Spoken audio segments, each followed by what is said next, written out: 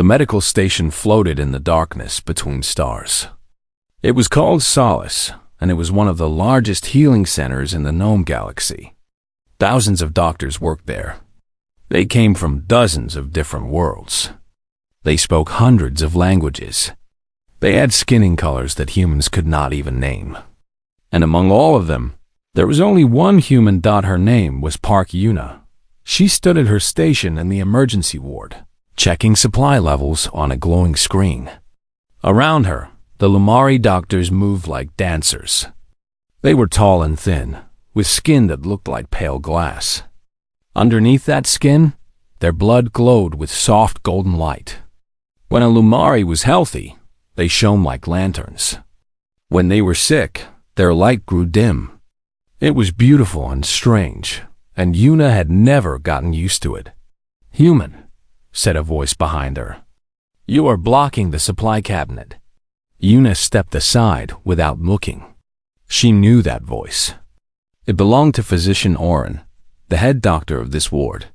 He was old for a Lumari, nearly 400 years. His light was steady and bright, and he never let Yuna forget that her people had only been traveling among the stars for 2 centuries. "Sorry," Yuna said. Oren did not answer. He simply reached past her and took what he needed. His long fingers never touched her. In 6 months on this station, no Lumari had ever touched her.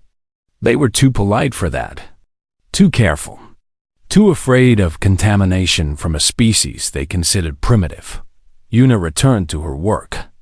She had learned to ignore the small insults. She had a job to do. Back on Earth, she had been a trauma medic in the military. She had seen war. She had held dying soldiers in her arms and fought to save them with nothing but her hands and her will.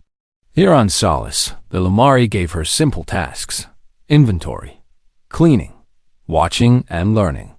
They did not trust her with patience. That was fine. She told herself it was fine. She was here to learn from the most advanced medical species in the galaxy. If that meant swallowing her pride, she would swallow it.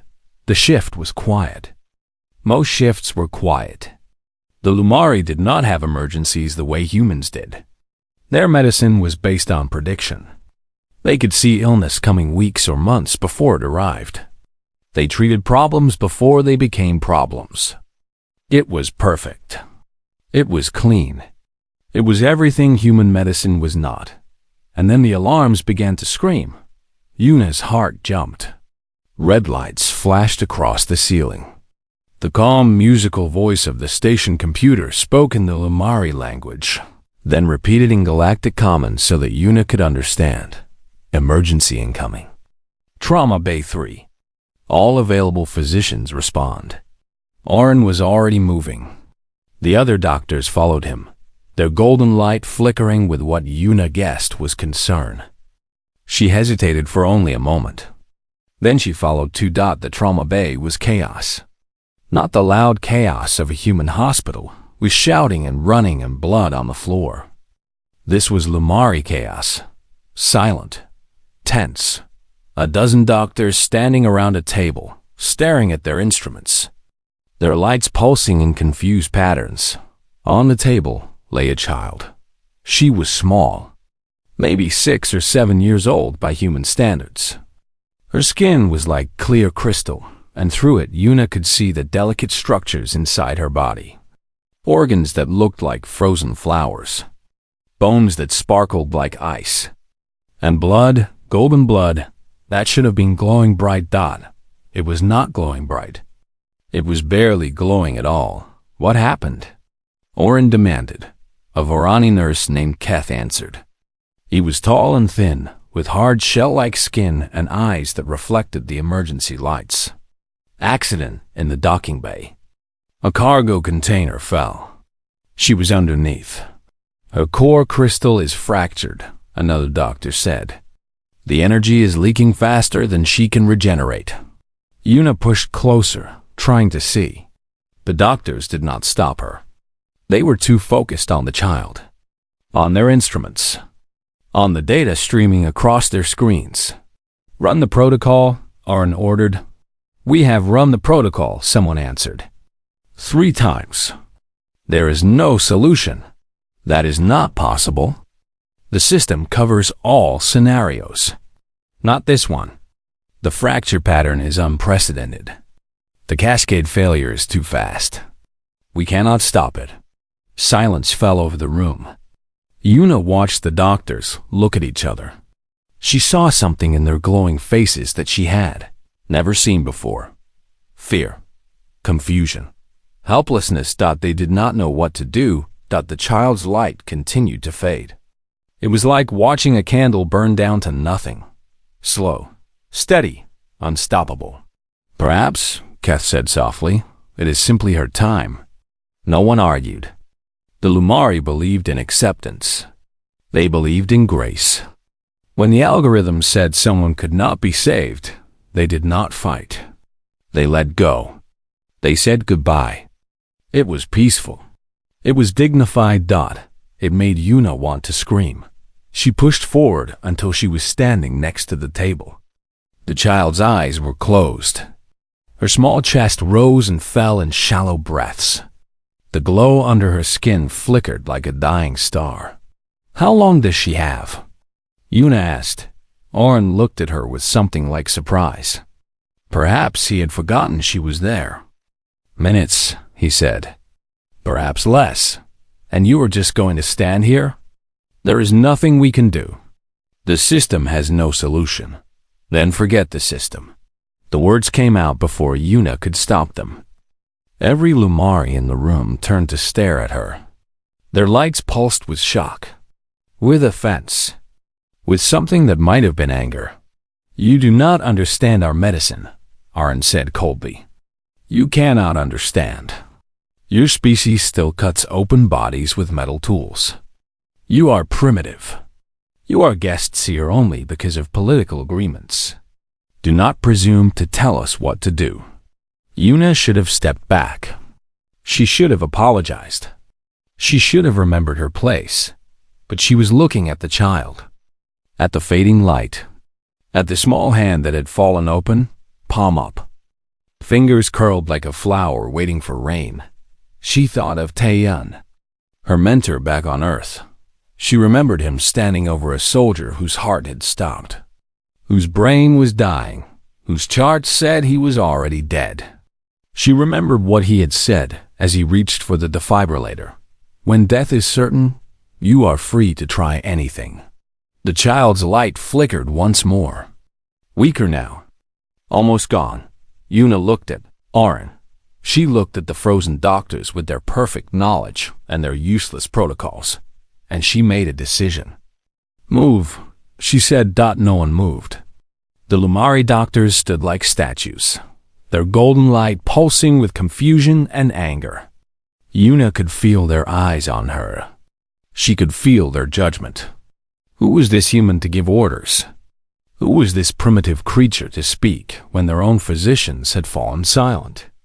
Oren stepped toward her. His light had gone cold, almost blue at the edges. "You forget yourself," he said. "Step back.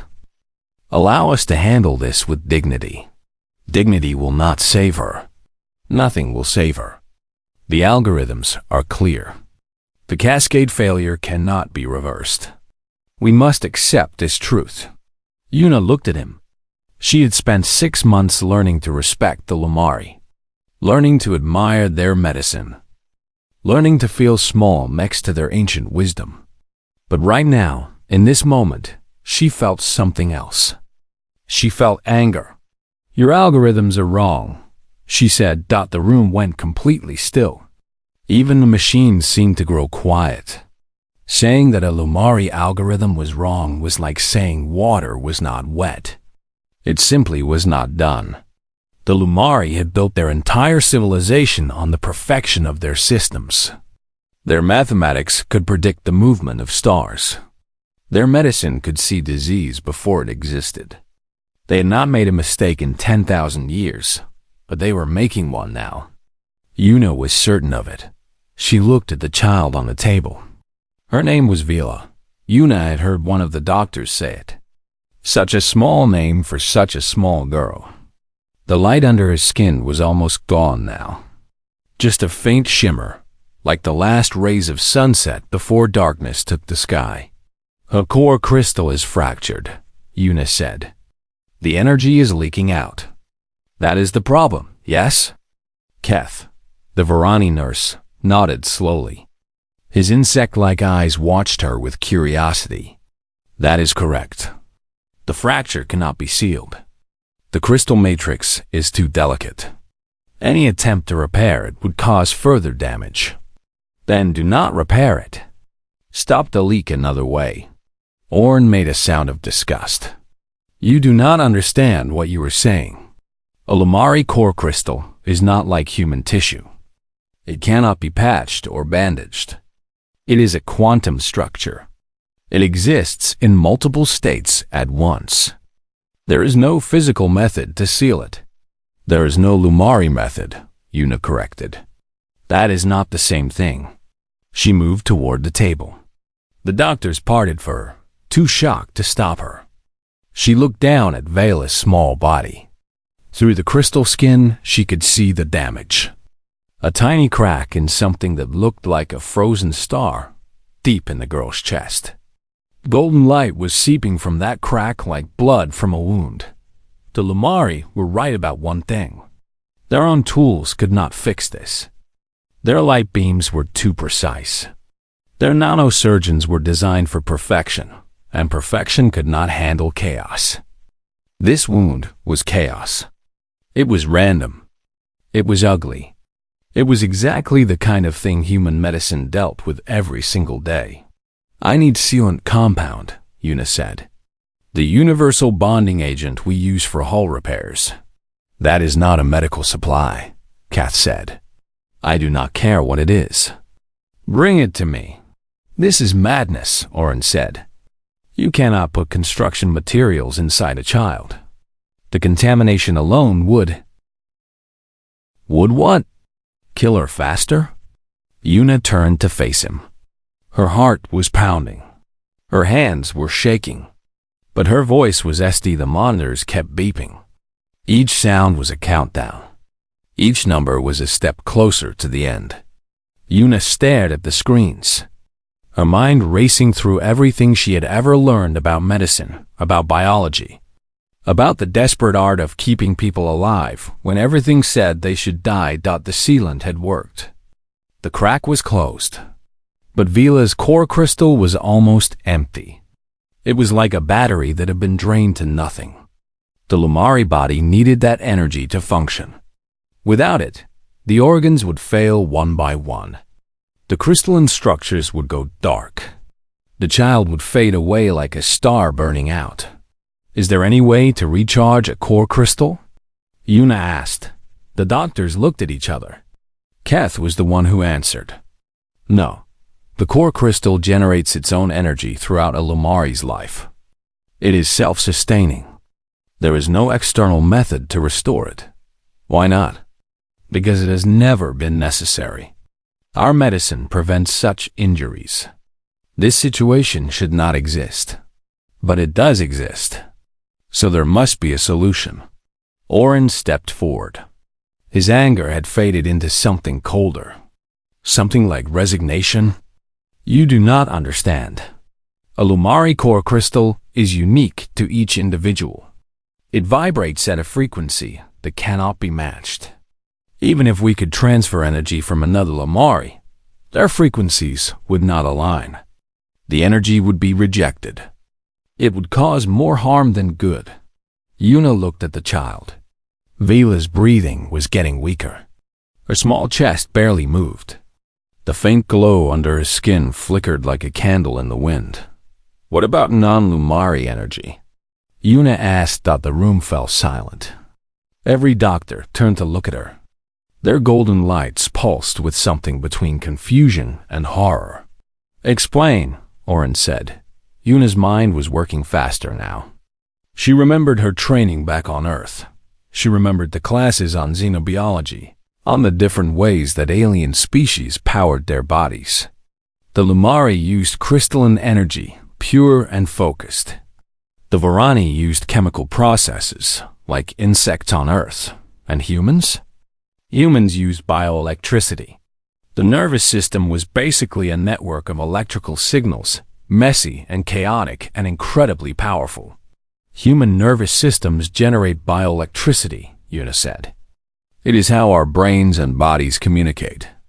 It is not clean or focused like Lumari energy. It is chaotic, random, but it is still energy. You are suggesting that human bioelectricity could power a Lumari core crystal? Keth asked. His voice was careful, as if he was afraid of the answer. I am suggesting it might be possible. The frequencies would not match perfectly. But if the crystal is desperate enough, if it is dying anyway, maybe it would accept any energy it could get. Like a starving person eating food, they would normally refuse. Oren shook his head. This is madness. You are talking about connecting a human nervous system to a Lumari core crystal. The biological incompatibility alone would be catastrophic. The human would suffer severe neural damage. The Lumari would likely reject the energy and die faster. There is no protocol for this. There is no research. There is nothing. Then we make something. Yuna moved to a nearby equipment station. Her hands moved on their own, guided by instinct and desperation. She pulled out cables, connectors, adapters. The Lumari used these things for their machines, not for their bodies. But Yuna was not thinking about proper use. She was thinking about connections, about bridges, about finding a way to move energy from one place to another. What are you doing? Oren demanded. I am building an interface, a neural bridge, something that can connect my nervous system to her core crystal. This is forbidden. This is contamination. You will kill her. Yuna looked up from her work. Her eyes met Oren's. She is already dying. You said so yourself. Your medicine cannot save her. Your algorithms have no answer. I am the only option left. You are not an option.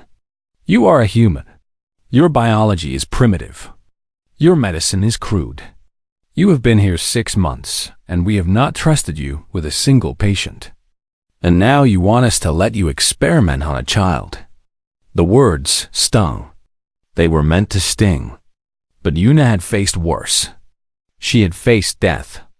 She had faced despair. She had faced nights in the field when there was no medicine, no equipment, nothing but her hands and her will and the stubborn refusal to let someone die. Yes, she said simply. I do. She went back to her work. The interface was ugly. Wires hung loose. Connections were improvised. It looked like something from a nightmare, a mess of technology that should not exist. But Yuna could feel it coming together. She could feel the shape of what she was building. Behind her, the doctors argued in low voices. Some wanted to stop her. Some wanted to call security. Some just watched in silence, too shocked to do anything. Keth moved closer, his insect eyes studying her work with something that might have been respect. Will this hurt you? He asked quietly. Yuna did not stop working. Yes, how badly? I do not know. Maybe a little. Maybe a lot. Maybe it will kill me. And you are willing to take that risk? For a child you do not know? For a species that has treated you like a servant? Yuna's hands paused. She thought about the question. She thought about all the insults she had swallowed, all the dismissals, all the times she had been treated as less than nothing. The Lumari had never respected her. They had never seen her as an equal. They had never believed that a human could offer anything of value. But that was not Vela's fault. Vela was just a child. A small, dying child whose only crime was being in the wrong place at the wrong time. She deserved a chance. She deserved someone who would fight for her. Yes, Yuna said. I am willing. She finished the interface. It was crude. It was ugly. It was the most desperate thing she had ever built. But it was complete. She looked at Vela.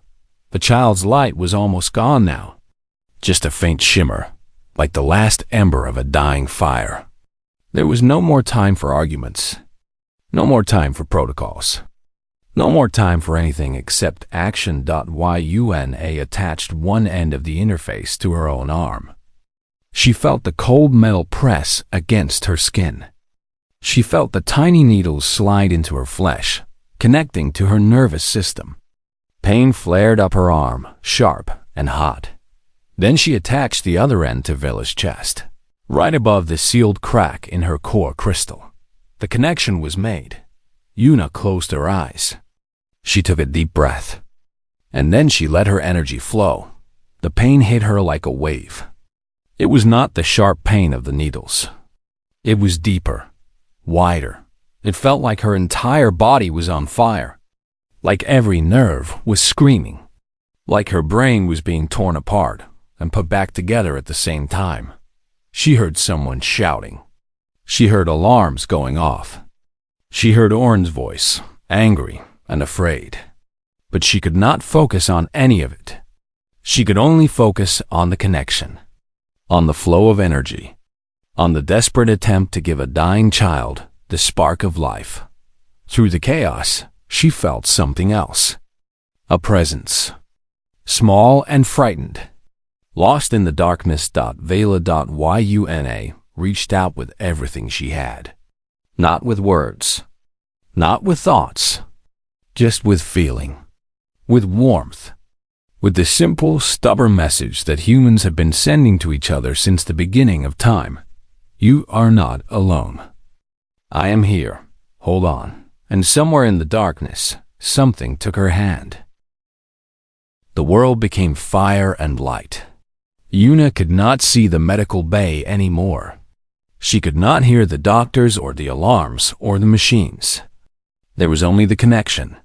Only the bridge between her nervous system and Vela's dying core. It hurt more than anything she had ever experienced. Every cell in her body was screaming. Her muscles locked up.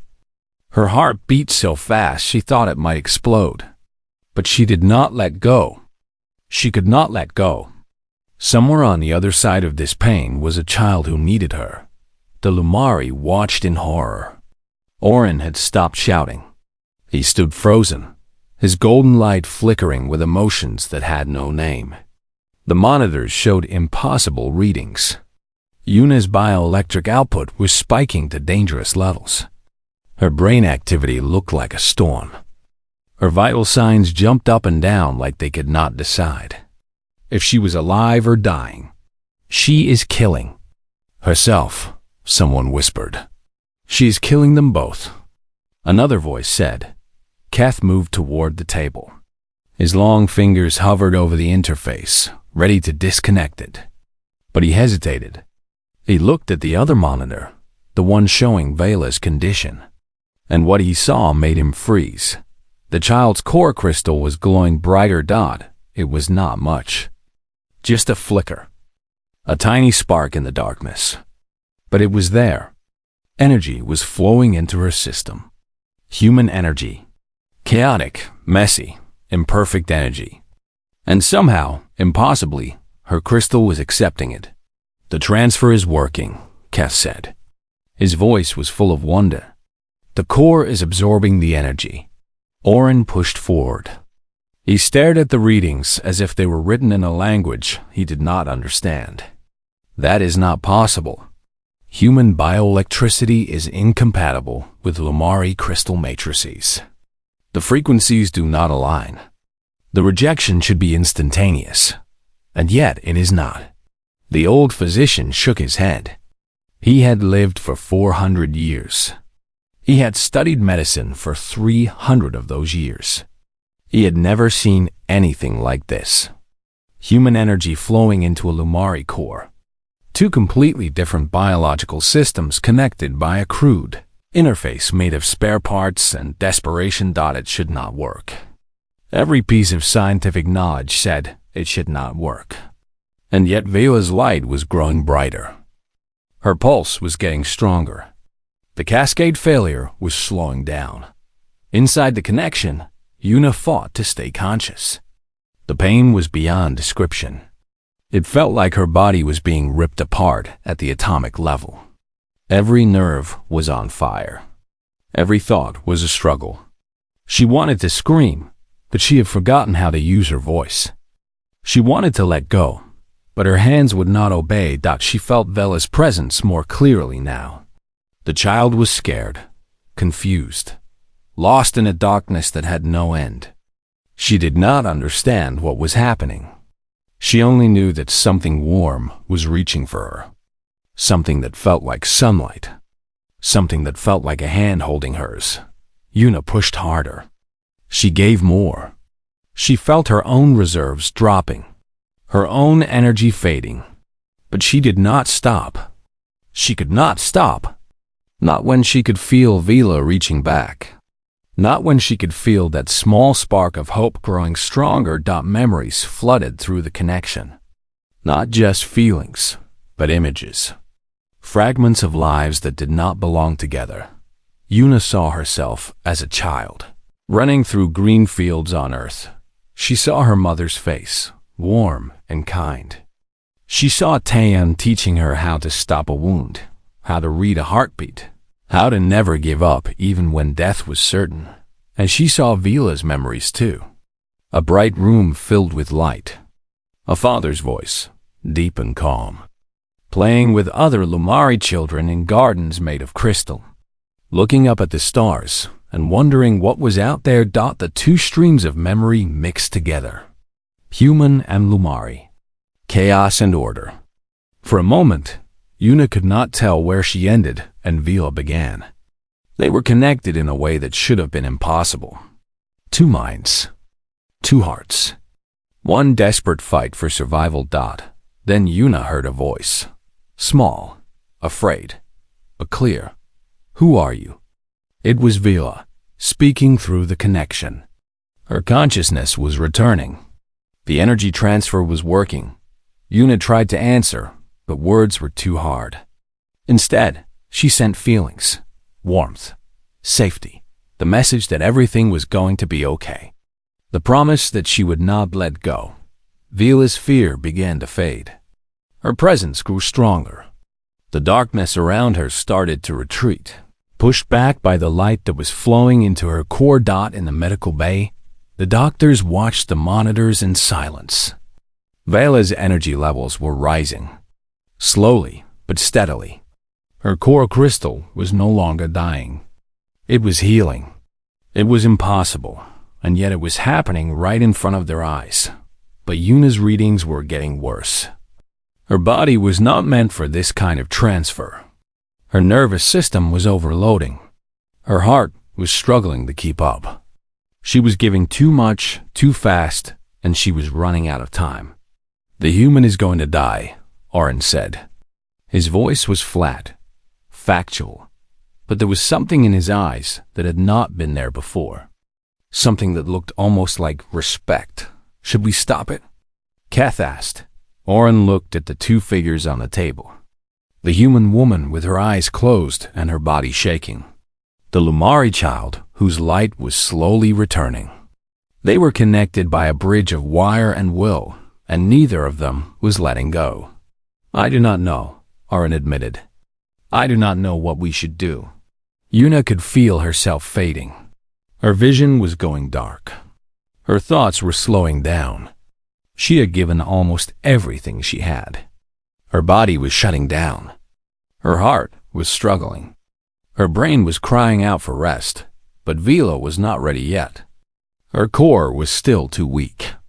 If the connection broke now, she might not survive. She needed more. Just a little more. Yuna thought of Taeyeon. She thought of his voice, calm and steady, even when everything was falling apart. She remembered what he had told her on her first day as a trauma medic. Pain is just information. It tells you something is wrong, but you get to decide what to do with that information. You can run from it, or you can push through it. The choice is always yours. Yuna made her choice. She pushed through. The last of her energy flowed into Vela's core. It was everything she had left. Every spark. Every trace. She emptied herself completely, holding nothing back. And then the darkness took her. The monitor screamed. Yuna's vital signs crashed. Her heart stopped. Her brain activity flatlined. She collapsed against the table, her hands still connected to the interface, her body completely still. But on the other side of the connection, something beautiful happened. Vila opened her eyes, and her light blazed brighter than ever before. The medical bay erupted into chaos. Not the silent chaos of before, when the doctors had stood frozen and helpless. This was real chaos. Shouting and movement and the desperate scramble of physicians trying to do the impossible. Yuna was dying. Kath moved first. He disconnected the interface with careful, precise movements, separating the human from the child. The wires fell away. The connection broke. But the damage was already done. Her heart has stopped, someone shouted. Brain activity is minimal. She is going into complete system failure. Oren stood over Yuna's body. For 400 years, he had practiced medicine. He had saved thousands of lives. He had never failed when success was possible. And he had never cared about a human before. But something had changed. He had watched this woman sacrifice herself for a child she did not know. He had watched her do the impossible. He had watched her prove that primitive human medicine could succeed where perfect Lumari protocols had failed. What do we do? A young doctor asked. Our medicine is not designed for humans. We do not have the protocols. We do not have the tools. Oren looked at Yuna's face. Her eyes were closed. Her skin was pale. She looked peaceful, almost like she was sleeping. But the monitors told a different story. Her heart was silent. Her brain was fading. She was slipping away. Then we do what she did, Oren said. We try anyway. He moved to the equipment station. His hands worked quickly, pulling out tools and supplies that had never been used on a human before. The other doctors watched in shock. Oren had spent his whole life following protocols. He had never improvised. He had never taken risks. He had always believed that the system knew best, but Yuna had shown him something different. She had shown him that sometimes the system was not enough. Sometimes you had to trust your instincts. Sometimes you had to take a chance. Bring the cardiac stimulator, he ordered. The setting for Varani patients might work on humans. Their bioelectric systems are similar. Might work is not good enough, someone protested. Might work is all we have. Kath brought the stimulator. It was a device meant for other species, calibrated for other physiologies. Using it on a human was a guess, a hope, a prayer. Oren placed the device on Yuna's chest. He adjusted the settings based on what little he knew about human biology. He looked at the other doctors, at their worried faces, at the golden light that pulsed with uncertainty. Stand back, he said.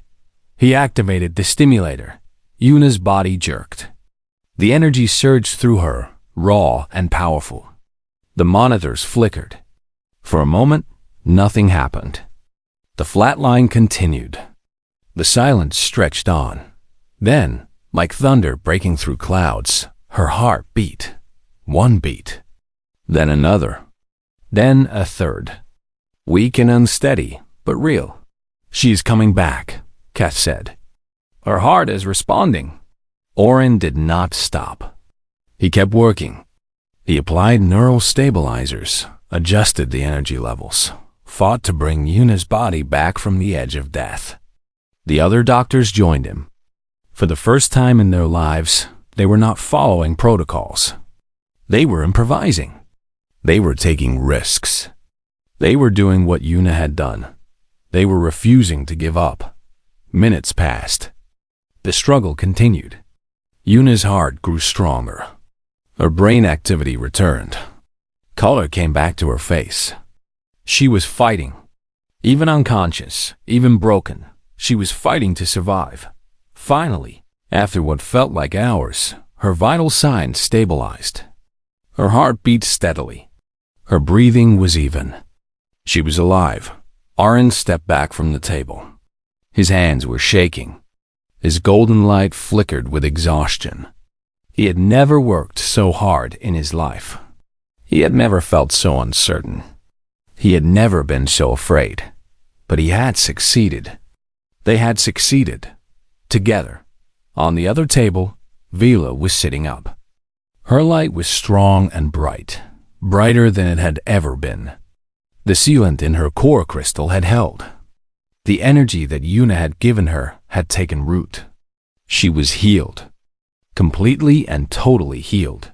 The child looked at the woman who had saved her. She did not understand everything that had happened. She did not understand the science or the risks or the desperate gamble that had been made. But she understood one thing. The human had saved her. The human had given her everything. And now the human was the one who needed help. Vila slid off her table. Her small feet touched the cold floor. She walked slowly toward Yuna's bed, ignoring the doctors who tried to stop her. "Let her go," Oren said, quietly. Vila reached the bed. She looked at Yuna's face, at the closed eyes and the pale skin and the steady rise and fall of her chest. The human looked so fragile, so small. Nothing like the powerful figure who had pushed through pain and death to save a stranger. The child reached out. Her small hand touched Yuna's larger one. And something passed between them. Not energy this time. Not memories. Something simpler and more powerful. Gratitude. Love. A promise. Yuna's eyes moved beneath their lids. Her fingers twitched. She was dreaming, perhaps. Or maybe she could feel the small hand holding hers. Maybe she could feel that she was not alone. The doors to the medical bay opened. A tall figure entered, his golden light blazing with power and authority. Commander Solus, the leader of the station. Vela's father. He had been on the other side of the station when the accident happened. He had received the report. He had been told that his daughter was dying, that there was no hope, that he should come to say goodbye. But now he saw something different. He saw his daughter standing healthy and whole.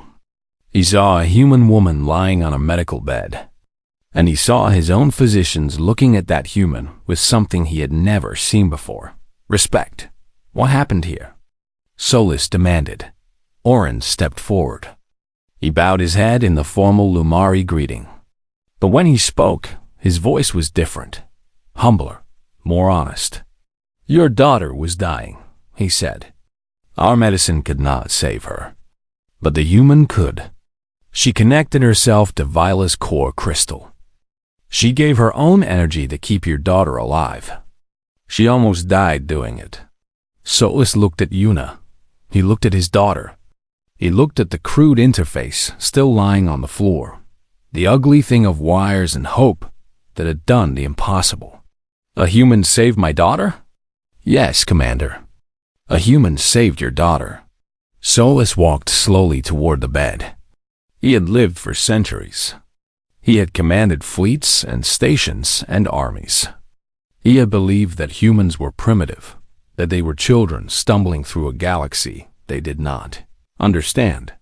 But this woman had done something that all his technology and all his wisdom could not do. She had saved his child, and she had nearly died doing it. He reached out and touched Yuna's hand, the same hand that his daughter was holding. The touch was gentle, respectful. Respectful. "Thank you," he whispered. Vela looked up at her father. Her golden eyes were full of wonder. "She did not glow," the child said, "but she was so bright. Brighter than anyone I have ever seen." Solus nodded. He understood now. Light was not just something you could see. It was something you could feel. And this human woman, this primitive creature from a young and chaotic world, had more light in her than he had ever imagined. 3 days passed before Yuna opened her eyes. The first thing she saw was light.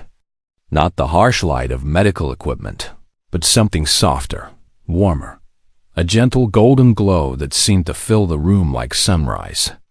For a moment, she thought she was dead. She thought this was what came after. A world of light and peace and rest. Then she felt the pain dot. It was not as bad as before. Not the screaming agony of the energy transfer. Just a dull ache that spread through her whole body, reminding her that she was still alive. Her muscles hurt. Her head hurt. Even breathing hurt a little. But she was breathing. Her heart was beating. She had survived. You are awake. The voice was small, familiar. Yuna turned her head slowly and saw Vela sitting beside her bed. The child's golden light was strong and steady, and her crystal eyes were bright with curiosity. She looked healthy, perfect, alive. You saved me, Vela said. It was not a question. It was a fact, stated with the simple clarity of a child who did not know how to lie. Yuna tried to speak, but her throat was dry. Vela reached for a container of water on the nearby table and held it to her lips. The gesture was awkward, but kind. Yuna drank slowly, letting the cool liquid soothe her throat. Thank you, she whispered. Vela tilted her head. Why are you thanking me? I should thank you. You almost died. You brought me water. That counts. The child considered this with serious eyes. Then she smiled. It was the first time Yuna had seen a Lumari smile. Their mouths were not quite the same as human mouths, and the expression looked strange. But it was genuine. It was warm. It was beautiful. The doctors said you are very brave, Vela said. They said you did something impossible. They said humans are not supposed to be able to do what you did. Humans are stubborn. We do a lot of things we are not supposed to do. I like that. I want to be stubborn too. Yuna laughed, and it hurt, but she laughed anyway. This child had almost died. They both had almost died. And now they were sitting here talking about stubbornness like old friends sharing jokes. The door to the room opened. Auron entered, followed by Keth and 2 other doctors. They stopped when they saw that Yuna was awake. For a moment, no one spoke. The silence was heavy with things that needed to be said. Auron stepped forward. His golden light was calm now, steady, different from the cold, angry glow that Yuna remembered from the emergency. He stopped at the foot of her bed and looked at her with eyes that held something new. Something that looked almost like humility. How do you feel? He asked, like I was hit by a cargo container. That is understandable.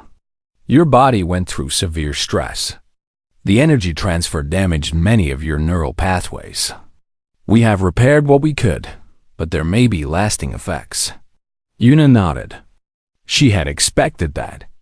You did not connect your nervous system to an alien power source without paying a price. But she was alive. Vela was alive. That was what mattered. We were wrong about you, Auron said. The words came out slowly, as if each one was difficult to speak. Yuna looked at him in surprise. She had expected gratitude, maybe. An acknowledgement of what she had done. But not this. Not an admission of wrongness from a Lumari physician who had spent centuries believing his species was superior. We treated you as primitive, Auron continued. We dismissed your methods. We refused to see value in anything that did not match our systems. And when your knowledge was needed, when our systems failed, we stood frozen while you acted. He paused. The other doctors watched in silence. Vala watched too, her young eyes wide with attention. You saved a life that we could not save. You did it with crude tools and desperate improvisation. You did it by refusing to accept the impossible. And you almost died for your courage. Auron bowed his head. I am sorry. We were wrong. Yuna did not know what to say. 6 months of insults. 6 months of dismissal. 6 months of being treated like a servant in a place where she should have been a colleague. And now this? An apology. An acknowledgement. A change. Thank you, she said finally. That means a lot. Keth stepped forward. His insect eyes reflected the light of the room. We have learned something important, he said. Our medicine is powerful, but it is not complete. There are situations that our algorithms cannot predict. There are solutions that our systems cannot find. We need to be ready for those moments.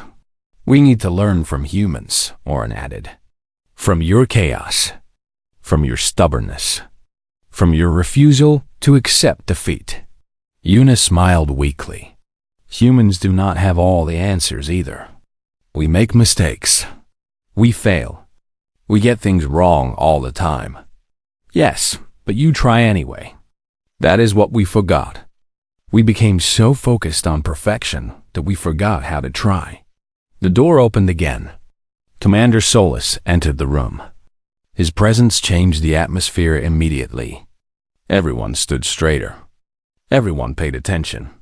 He was not just Vila's father. He was the leader of this station. His word was law. Vila ran to him. He lifted her in his arms, his golden light brightening with joy. For a moment, he was not a commander. He was just a father holding his daughter.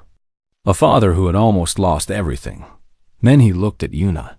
He set Vela down gently and walked to the bed. He stood there for a long moment, saying nothing, just looking at her with those ancient, glowing eyes. Then he did something that made every doctor in the room gasp. He bowed. A Lamari commander, hundreds of years old, bowing to a human mech who had been on this station for only 6 months. It was unprecedented. It was shocking. It was a gesture of respect that transcended species and rank and everything else. You saved my daughter, Solus said. You gave her your life. There is no gift I can offer that would equal what you have done. But I will try. For the rest of my life, I will try. Una felt tears forming in her eyes. Human tears, warm and wet, sliding down her cheeks. She had not cried in years. She had learned to be strong, to be tough, to never show weakness. But this was not weakness. This was something else. Take care of her, she said, looking at Vela. That is all the payment I need. Vela broke away from her father and ran back to the bed. She climbed up carefully and sat next to Una, her small body warm and bright. Her hand found Una's hand and held it tight. I will take care of you too, the child said. We are connected now. I can feel it. You are part of me. Una looked at the small face, at the glowing eyes, at the smile that was still strange but also beautiful. She thought about what Vela said. Connected. Part of each other. It should not be possible. But then again, a lot of impossible things had happened in the last few days. Then we will take care of each other, Una said. And for the first time since she had arrived on this station, she felt like she belonged. 1 month later, Una stood in the Grand Council chamber of Station Solace. The room was enormous, built for beings much taller than humans. Crystal columns rose toward a ceiling that glowed with soft golden light. Hundreds of representatives sat in curved rows, their bodies shining with colors that ranged from pale yellow to deep amber. Lumari, Varani, dozens of other species that Una had only seen in passing, and in the center of it all, standing at a podium meant for commanders and dignitaries, was her. She had never felt so small. This council has gathered to discuss the incident of Stardate 4792, announced the chief counselor. An ancient Lumari whose light flickered with age. A child was injured. Our medical protocols failed, and a human physician intervened with methods that violated every standard we have established. Una felt a chill run down her spine. She had known this was coming. The Galactic Medical Council did not let violations go unaddressed. Every action had consequences. Every deviation required review. The human in question has been summoned to answer for her actions, the counselor continued. Park Yuna, you stand before this council accused of practicing medicine without authorization, contaminating a Lumari patient with foreign biological matter, and endangering 2 lives through reckless experimentation. How do you respond? The chamber fell silent. Every eye turned to Yuna. She could feel the weight of their judgment. She could feel the fear trying to climb up her throat, but she had faced worse. She had held death in her hands and refused to let go. A room full of politicians was nothing compared to that. I respond by telling the truth, Yuna said. Her voice was steady, clear, strong. I did violate your protocols. I did use methods you consider primitive. I did take risks that could have killed us both. And I would do it again. A murmur rippled through the crowd. Some lights flickered with anger. Others with surprise. A few perhaps with respect. The child was dying, Yuna continued. Your doctors had given up. Your algorithms had no answer. Every protocol you had developed over thousands of years could not save a single little girl. And I was supposed to stand there and watch her die. I was supposed to accept the impossible just because your computer said it was so? She shook her head. No, that is not what humans do. We do not accept the impossible. We fight it. We challenge it. We throw ourselves against it until it breaks or we do. And sometimes we win. The chief counselor raised a hand. You speak of human determination as if it were a virtue. But determination without discipline is chaos. Your methods were untested. Your equipment was improvised. You could have killed yourself and the child, but I did not. You were lucky, no. Yuna's voice hardened. I was prepared. I was trained. I spent years learning how to save lives in impossible situations. Human medicine is not primitive. It is different. We do not have your technology or your algorithms. But we have something you seem to have forgotten. We have the willingness to try when trying seems hopeless. From the crowd, a figure stood. It was Physician Oren, his golden light steady and calm. The chamber fell silent as he walked toward the podium. I wish to speak, he said. The chief counselor nodded. You were present during the incident. Your testimony is welcome. Oren turned to face the council. For a moment, he said nothing. He seemed to be gathering his thoughts, choosing his words with care. I have practiced medicine for 300 years, he began. I have saved thousands of lives. I have followed every protocol, trusted every algorithm, believed in every system. And in all that time, I have never seen anything like what happened that day. He paused. His light flickered with something that might have been emotion. The human did things I considered impossible. She used methods I considered barbaric. She violated every rule I had ever learned. And she succeeded. She saved a child that I had given up on. She proved that everything I believed about primitive species was wrong. The chamber was completely silent now. Even the chief counselor seemed stunned. We have spent millennia building perfect systems, Oren continued. We have eliminated uncertainty. We have conquered chaos. But in doing so, we have forgotten something essential. We have forgotten that medicine is not about systems. It is about people. It is about the desperate, beautiful struggle to keep someone alive when everything says they should die. He turned to look at Yuna. This human reminded me of that. She reminded all of us. And instead of punishing her, we should be learning from her. Another figure rose from the crowd. Commander Solace, his light blazing with authority. I second Physician Oren's words, he said. This human saved my daughter. She gave her own life force to keep my child alive. There is no protocol for that kind of sacrifice. There is no algorithm for that kind of love. What she did was not a violation. It was a gift. More voices joined in. Kath spoke of Yuna's bravery. Other doctors who had witnessed the incident added their support. The tide was turning. The judgment was shifting.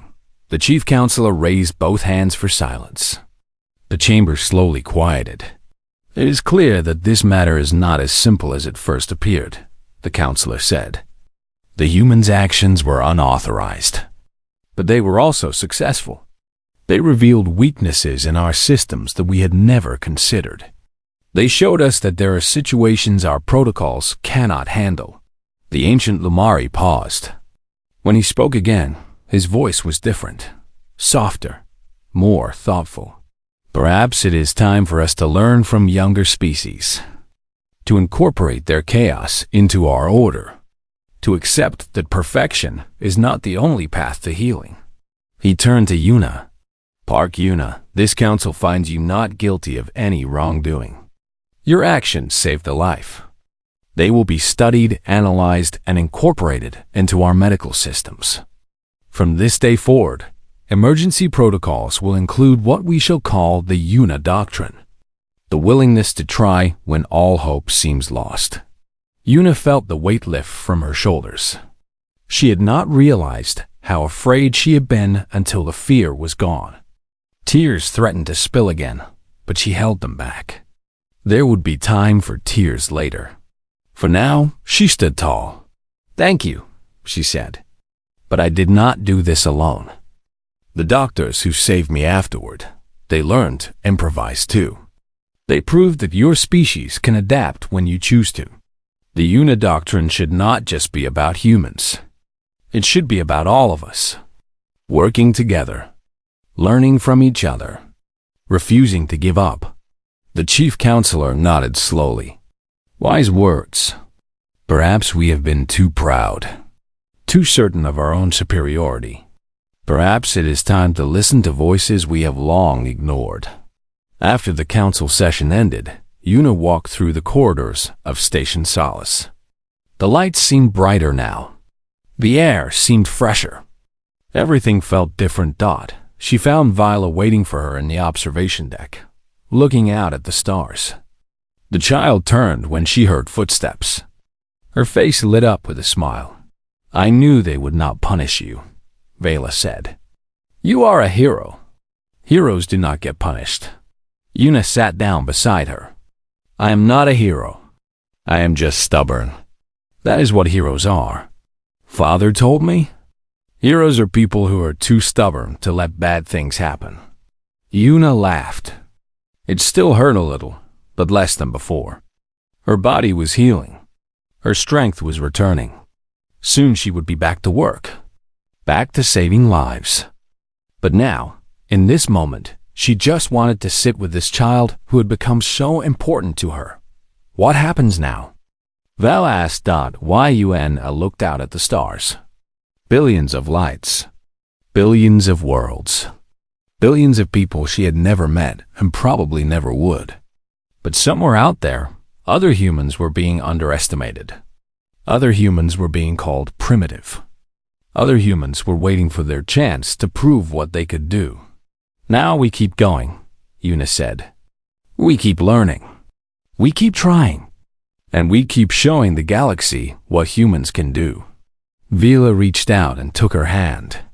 The child's fingers were cool and smooth, so different from human fingers. But the gesture was the same. The love was the same.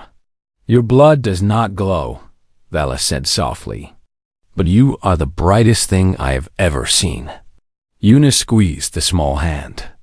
She thought of Taeyeon. She thought of Earth. She thought of all the battles she had fought and all the lives she had saved.